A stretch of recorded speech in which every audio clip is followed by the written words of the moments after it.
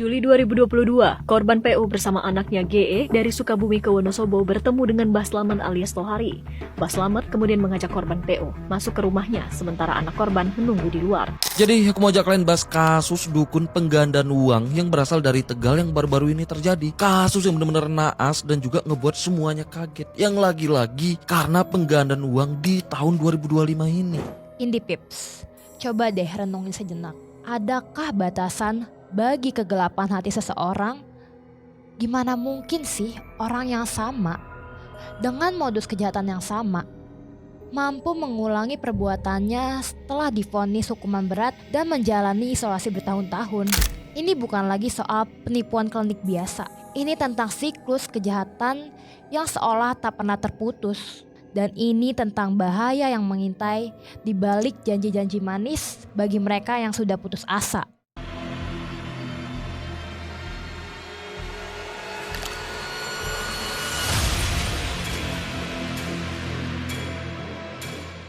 Hai Indie Pips, balik lagi di Indie TV pada program Indie Case, mengungkap yang tak terungkap.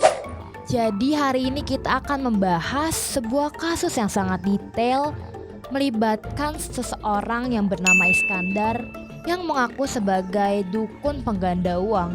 Ini adalah cerita yang mengerikan, 11 nyawa melayang dalam rentang waktu 2 dekade, dari Tegal tahun 2004 hingga Pemalang tahun 2025. Dan semua korbannya itu memiliki kesamaan.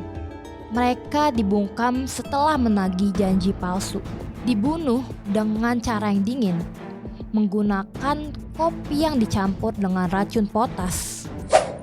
Korban terbarunya ini adalah pasangan suami istri yang ditemukan tewas di atas tumpukan batu setelah menjalani ritual terakhir di tengah malam.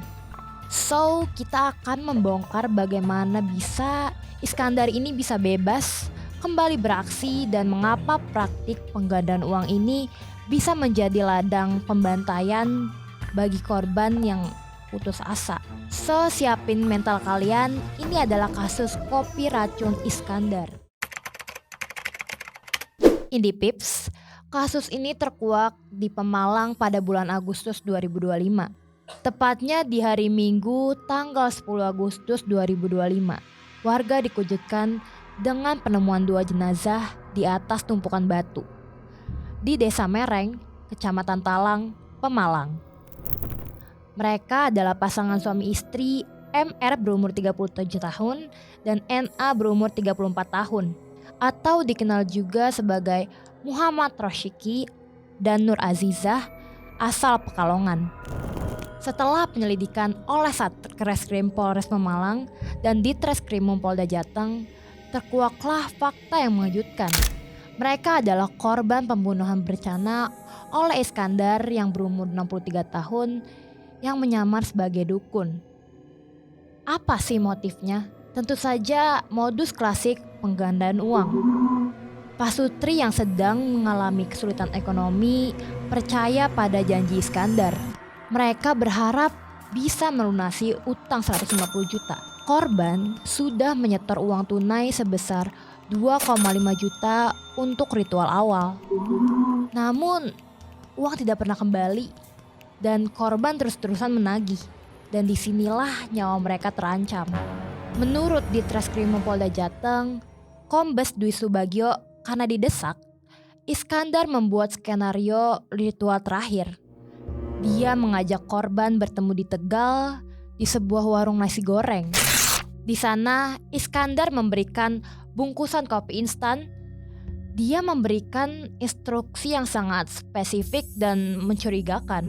Korban diminta meminum kopi tersebut di tempat sepi tanpa keramaian dan harus diminum tengah malam, antara pukul 1 sampai sebelum subuh. What? Korban pun menuruti. Mereka pergi ke lokasi pemecah batu yang sepi itu. Mereka meminum kopi tersebut yang ternyata sudah dicampur dengan racun potas atau potasium cyanide.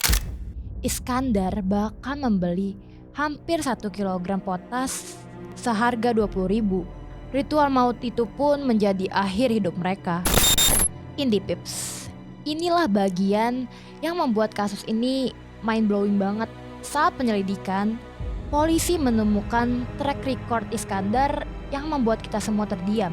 Ternyata, Iskandar pernah melakukan aksi yang sama persis sebelumnya di tahun 2004, tepatnya di Tegal. Saat itu korbannya bukan 2, tapi 9 orang. Ke-9 korban itu meninggal dengan modus yang serupa. Coba deh kita hitung. Ada 9 nyawa yang melayang di tahun 2004 dan 2 korban yang melayang di tahun 2025.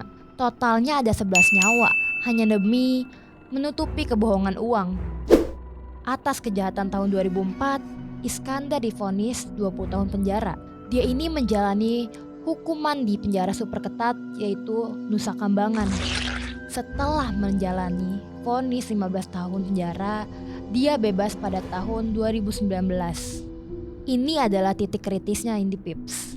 Dia bebas dan menurut AKP Johan Widodo, Kasat Reskrim Polres Pemalang, Iskandar langsung kembali ke desanya dan masih membuka praktik serupa. Dalam waktu 5 tahun sejak bebas, dia sudah berhasil merayu dan meracuni 2 korban lagi. Dia menggunakan ilmu kejahatan yang literally dia bawa pulang dari Nusa Kambangan. Motifnya ini konsisten. Korban menuntut kembali uangnya dan Iskandar memilih untuk membungkam tuntutan dengan racun yang sudah dia kenali. Ini menunjukkan perencanaan yang dingin, keahlian yang terasah, dan tanpa penyesalan. Indi Pips, kasus Iskandar ini harus kita bedah sebagai kegagalan sistematis. Pertama, fokus pada korban. Kenapa sih korban ini terus berdatangan? Karena praktik klinik seperti penggandaan uang selalu mengincar kelas ekonomi rentan. Pasangan MR dan NA sedang terlilit utang dan kesulitan ekonomi. Dalam kondisi keputusasaan, logika tumpul, dan mereka mencari jalan pintas yang cepat. Dukun seperti Iskandar adalah predator yang sangat pandai membaca keputusasaan ini.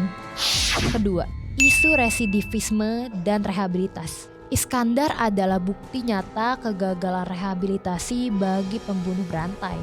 Ia dihukum 20 tahun, hukuman yang berat. Tapi 5 tahun setelah bebas, ia kembali membunuh. Ini memicu pertanyaan untuk pemangku kebijakan. Apakah hukuman penjara bahkan di Nusa Kambangan efektif untuk pelaku kejahatan yang menunjukkan kecenderungan sosiopat? Atau apakah mekanisme pengawasan yang longgar setelah dia bebas pada 2019, padahal tetangganya tahu dia masih membuka praktik? Saat ini, Iskandar sudah ditahan di Polda Jateng. Ia dijerat pasal 340 KUHP tentang pembunuhan berencana. Ancaman hukumannya adalah hukuman mati atau penjara seumur hidup. Kita berharap proses hukumnya berjalan cepat dan memberikan keadilan yang setimpal untuk 11 nyawa yang ia renggut. Indi Pips, kisah Iskandar mengajarkan kita bahwa bahaya tidak selalu datang dari tempat yang asing. Kadang ia datang dari janji manis yang seolah menawarkan solusi instan. Total 11 nyawa melayang karena kebohongan dan secangkir kopi instan. Mereka semua adalah korban dari harapan yang salah. Ini pengingat juga untuk Indi Pips.